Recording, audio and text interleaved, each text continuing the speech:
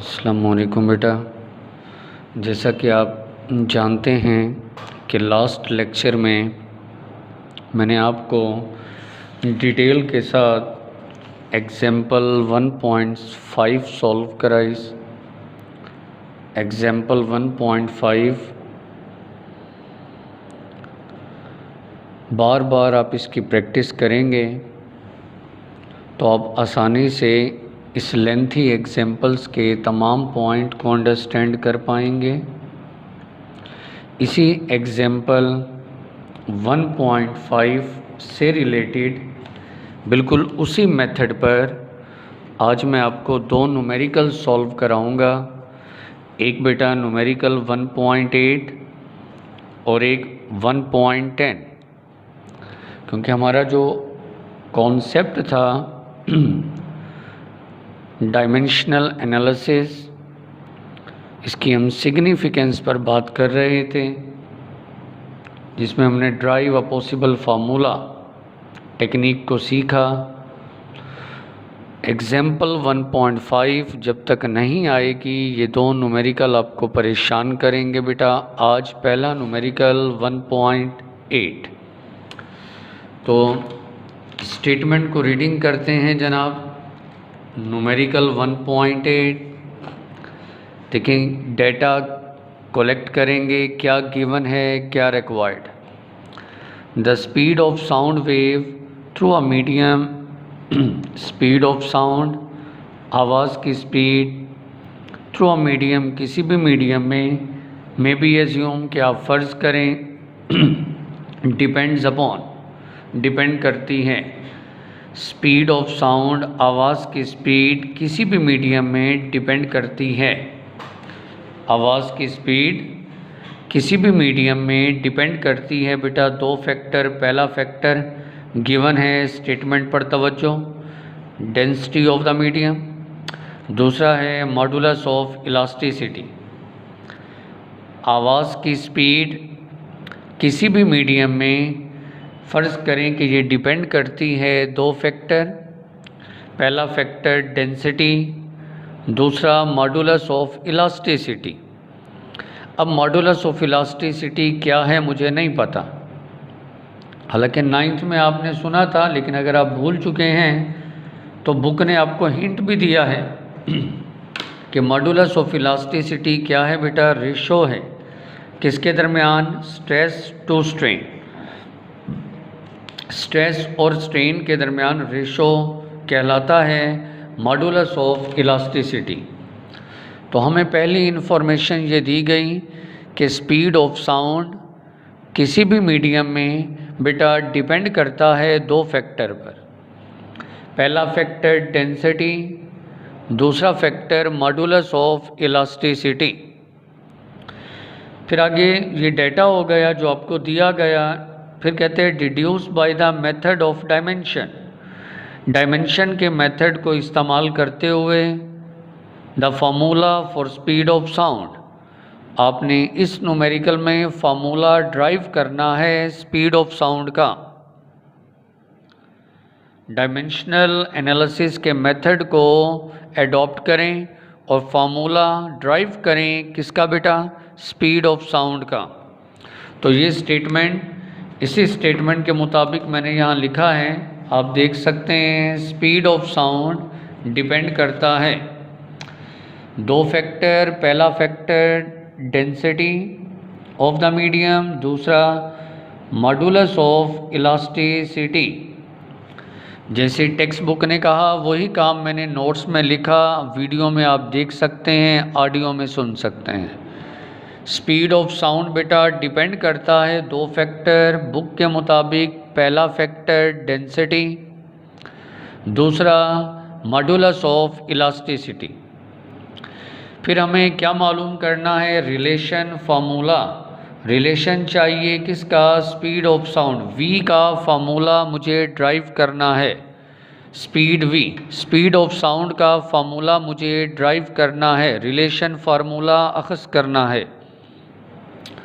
Solution की जानिब, speed हो गया वी, डायरेक्टली है density rho power A elastic modulus E power B, क्योंकि आपको इन्फॉर्मेशन दी गई कि स्पीड डिपेंड करता है दो फैक्टर पर, एक बेटा डेंसिटी जिसका सिंबल रो और डेंसिटी के ऊपर A पावर, दूसरा फैक्टर है मॉडुलस ऑफ इलास्टिसिटी जिसे हम इलास्टिक मॉडुलस भी कहते हैं E, और इसकी पावर है B। आपको याद होगा A और B पावर्स, यही पावर्स तो डायमेंशंस होती हैं। स्टेटमेंट के मुताबिक स्पीड दो फैक्टर के डायरेक्टली प्रोपोर्शनल है, एक डेंसिटी A, दूसरा मॉडुलस ऑफ इलास्टिसिटी E, और पावर्स हो गया A और B। प्रोपोर्शनैलिटी ख़त्म करें, इसकी जगह इक्वलिटी और कांस्टेंट, इक्वेशन 1 बन गई। इक्वेशन 1 के बाद अब बेटा अगला स्टेप होता है, 3 स्टेप हैं। इक्वेशन 1 जब भी आप हासिल कर लेंगे फिर आगे 3 स्टेप हैं। पहला स्टेप था, याद दहानी करो, हाँ जी, writing dimension on both side. दूसरा था comparing dimensions on both side. तीसरा था बाय इक्वेटिंग पावर्स।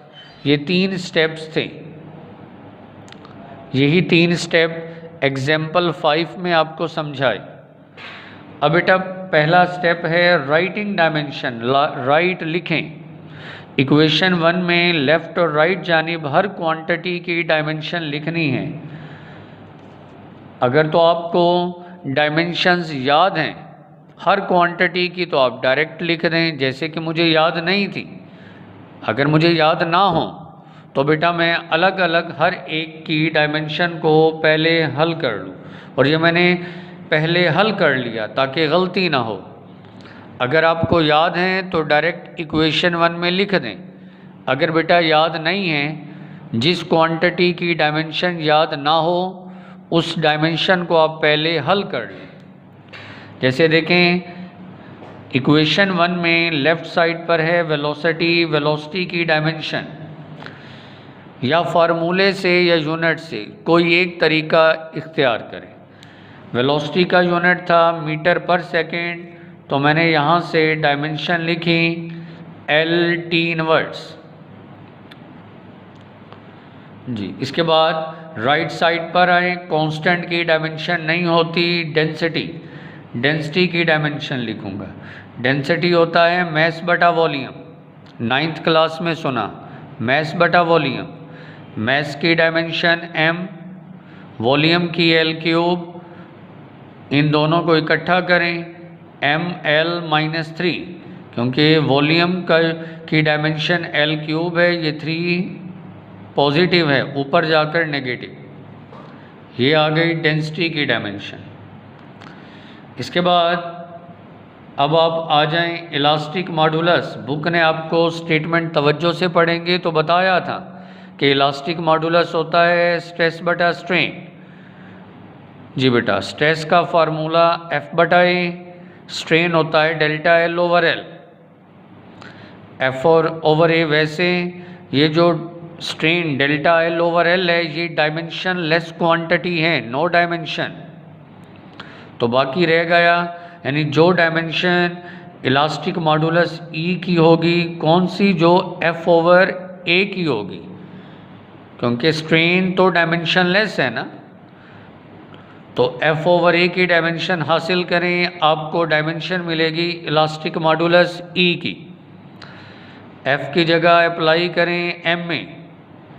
अब हर क्वांटिटी की अलग अलग डायमेंशन, मैस की M, फिर स्मॉल a एक्सेलरेशन, फिर कैपिटल A एरिया, इन सब को इकट्ठा एक ही ब्रैकेट में लिखेंगे तो ये M-L-1 T-2, ये डायमेंशन बेटा इलास्टिक मॉडुलस E की।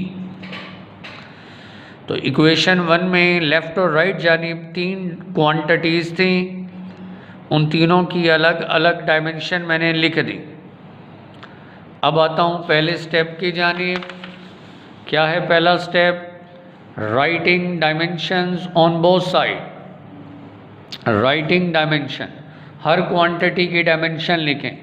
वेलोसिटी की डायमेंशन, इक्वल, फिर कांस्टेंट, फिर डेंसिटी की डायमेंशन पावर ए, फिर इलास्टिक मॉडुलस की डायमेंशन पावर बी। दूसरा स्टेप है comparing dimension on both side, left और राइट जानिब दोनों साइड पर आपने डायमेंशंस को कंपेयर करना है।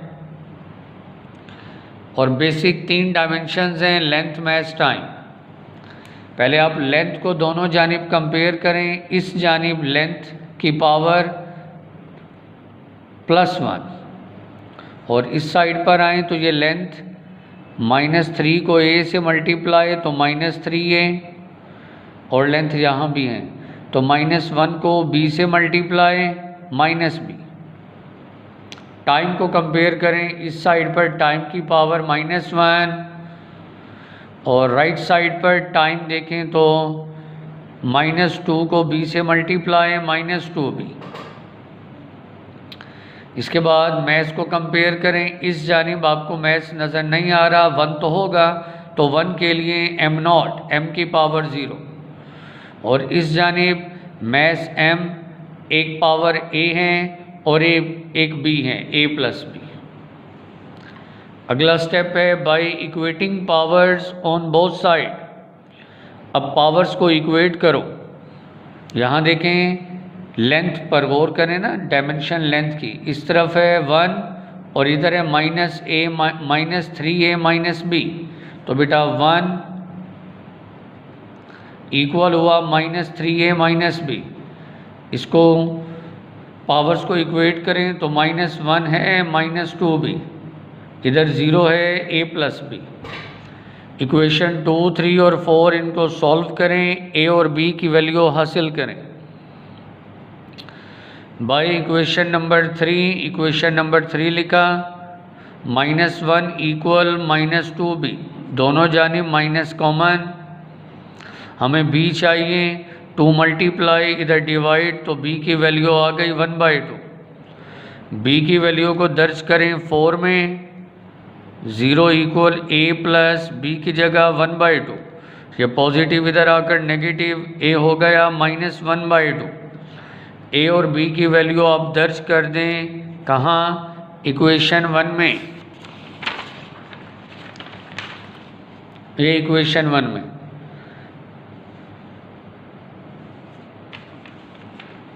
इक्वेशन 1 में आप दर्ज कर दें v equal constant, rho density, इसकी पावर थी a की जगह मैंने लिखा -1/2, फिर e और इसकी पावर थी b की जगह 1/2 प्लस में, v equal constant, e 1/2, density देखें ना ये माइनस में है, इसे बटा के नीचे लेकर आए तो माइनस प्लस हो गई 1/2। v इक्वल कांस्टेंट 1/2 होता है √ e के ऊपर भी √ रो डेंसिटी पर भी √ दोनों को इकट्ठा एक ही √ में लिखें तो ये आपने फार्मूला प्रूफ किया स्पीड ऑफ साउंड का, v equal constant √e/ρ। Numerical 8 के बाद अब न्यूमेरिकल 10 जनाब। तो बेटा स्टेटमेंट पर तवज्जो। Numerical number 10, suppose we are told that acceleration of a particle moving in a circle of radius r uniform speed proportional to. Suppose फर्ज करें वी आर टोल्ड, हमें बताया गया, क्या बताया गया, एक्सेलरेशन ऑफ अ पार्टिकल, एक पार्टिकल का acceleration moving in a circle, ये पार्टिकल सर्कल में मूव कर रहा है, सर्कल का रेडियस r है, स्पीड v। हमें क्या बताया गया, acceleration of a particle depend करता है, प्रोपोर्शनल है किसके, some power of r n के, some power of v m के। हमें बताया गया कि पार्टिकल का एक्सेलरेशन डिपेंड करता है 2 फैक्टर के, एक r की n और एक vm। डिटरमिन मालूम करें पावर्स r और v की पावर। तो बेटा गौर करें, r की पावर n है, v की पावर m है, तो मुझे पावर्स मालूम करनी है, यानी कि n और m। क्या बताया गया? Acceleration of a particle depend करता है दो फैक्टर। एक्सेलरेशन डिपेंड करता है दो फैक्टर, पहला फैक्टर रेडियस, दूसरा स्पीड। आपको बताया गया कि एक पार्टिकल जो सर्कल में मूव कर रहा है इसका एक्सेलरेशन डिपेंड करता है दो फैक्टर, एक रेडियस हो गया rn, एक स्पीड हो गया vm। ये टेक्स्ट बुक में मेंशन है। एक्सेलरेशन डिपेंड करता है दो फैक्टर, रेडियस rn और speed vm। Acceleration directly proportional है दो फैक्टर के, एक rn के और एक vm के। हमें फाइंड करना है क्या? पावर किसकी? r और v की। तो बेटा गौर करो, यहाँ r की पावर और v की पावर, r और v मालूम नहीं करना ख्याल से, r और v की पावर मालूम करनी है। तो r की पावर n, v की पावर m। मुझे इस न्यूमेरिकल में बेसिकली n और m मालूम करना है। तो वाज़े बताया गया एक्सेलरेशन डायरेक्टली है r की पावर n और v की पावर m। प्रोपोर्शनैलिटी की जगह इक्वलिटी और कांस्टेंट इक्वेशन 1 हो गई। अब बेटा आपको याद होगा 3 स्टेप। पहला step writing dimension on both side, दूसरा comparing dimension on both side, तीसरा इक्वेटिंग पावर। ये 3 स्टेप न्यूमेरिकल पूरा। अब इक्वेशन 1 में देखें आप, हर एक की डायमेंशन लेफ़्ट और राइट साइड पर आपने लिखना है। ए एक्सेलरेशन, इसकी डायमेंशन है एक्सेलरेशन की LT-2, फिर इक्वल कांस्टेंट, फिर आगे r रेडियस लेंथ है, डायमेंशन L और इसकी पावर बेटा n। आगे है स्पीड की डायमेंशन LT-1 और इसकी पावर m। पहला स्टेप हुआ राइटिंग डायमेंशन। दूसरा है comparing dimension on both side, left और राइट, लेंथ और टाइम, इन दो की डायमेंशंस को कंपेयर करें। लेफ्ट साइड पर लेंथ, इसकी पावर है +1, राइट साइड पर लेंथ की पावर n और लेंथ की पावर m यानी n+m। टाइम को कंपेयर करें, इस जानिब टाइम है पावर -2 लेफ्ट साइड पर और राइट साइड पर टाइम -1 को m से मल्टीप्लाई -m। फिर लिखें by equating powers on both side, powers का कंपैरिजन। लेंथ की पहले देखें, इस जानिब लेंथ की पावर 1 है और इधर है n+m। फिर टाइम की पावर देखें, इधर -2 है और इधर -m। इक्वेशन 2 और 3 को सॉल्व करें, n और m की वैल्यू मिलेगी। बाय इक्वेशन नंबर 2, ये इक्वेशन 2 लिखी है, दोनों जानिब नेगेटिव कैंसल, m = m की वैल्यू आ गई, पुट करें इक्वेशन नंबर 2 में। 1 = n+m, m की जगह 2, ये 2 पॉजिटिव इधर आकर नेगेटिव, तो n हो गया -1। हमें इस न्यूमेरिकल में वैल्यू मालूम करना थी पावर r और v की। r और v की पावर, r की पावर आपके पास n और v की पावर m, n और m की वैल्यू आपके सामने। यहाँ बेटा आपका न्यूमेरिकल नंबर 10 मुकम्मल, तमाम तर न्यूमेरिकल्स आपके मुकम्मल हुए। मज़ीद एक्सरसाइज के शॉर्ट आंसर ये इंशाअल्लाह अगले लेक्चर में। Thank you very much. अल्लाह हाफिज़।